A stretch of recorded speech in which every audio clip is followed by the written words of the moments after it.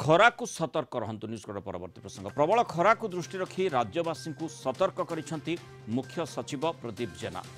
गला किछि दिन धरी राज्य में ग्रीष्म प्रवाह लगी रही पाणीपाग विभागर सूचना अनुसार आहुरी किछि दिन स्थिति जारी रहिबो। तेणु प्रबल खरा और गरम को दृष्टि रखी सकाळ 10 दिन 3टा मध्य घर अजथा न बाहर मुख्य सचिव परामर्श देइछन्ति। विशेषकर बाहर खरारे काम को बारण करा जाइछि। आवश्यक काम थिले घर बाहर समय छता जोता सह साथ पानी बोतल मुंडरे ओदा गामुछा इत्यादि जो सतर्क पदक्षेप नेबाई से परामर्श देइछन्ति।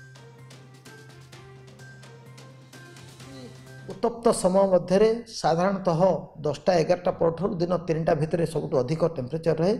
से ही समय खरारे कौन सी अजथा काम नथिले बाहर को न बाहर आम अनुरोध करूँ।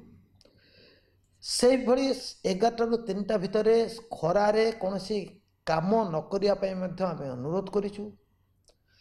जेकोसी काम हो व्यक्तिगत काम हो बा कौन सी ठिकादार काम हो बा कौन सी बाहर काम को समस्ते अवॉइड करिवार आवश्यकता रही।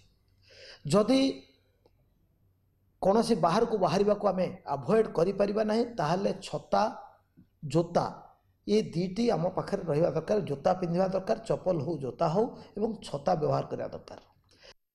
निहाती रहिबार आवश्यकता रही। जो माने बाहर को जीवाई चाहते आवश्यकता रही। अधिक आलोचना करबा विशेषकर स्थिति कौन रही आगामी समय पागरे कौन किसी परिवर्तन आशा करा जाई पारे कि आम सहित पाणीपाग विज्ञानी देवाशीष जेना जोड़ी। देवाशीष सब स्वागत करबा आलोचना को। जमती वर्तमान पर्यंत जो भली सूचना दि जाए जो ऑरेंज अलर्ट माने हीट वेव पई कलाहांडी बलांगीर कंधमाल सोनपुर एवं संबलपुर एवं ये 5टी जिला को ऑरेंज एवं येलो वार्निंग बौद्ध नुआपड़ा झारसुगुड़ा एवं बरगढ़ को दि जाइए।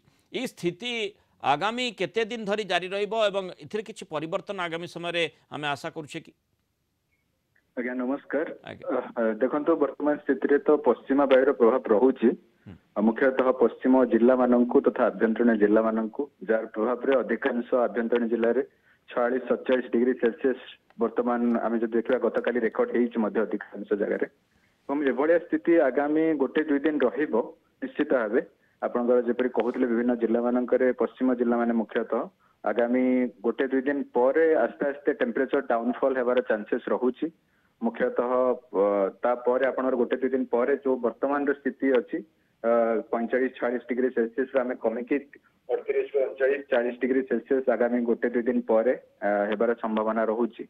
तो तापर पर आस्ते आस्ते टेम्परेचर डाउनफॉल हम 1 जनवरी जून आपनकर 5-6 पर्यंत तापर आपनकर टेम्परेचर पुणी गियर अप हेबार चांसेस सब एठी पश्चिम जेमती आमे देखुचे जे तापमात्रा बिल्कुल कमिबार ना गंध नेउ नाही।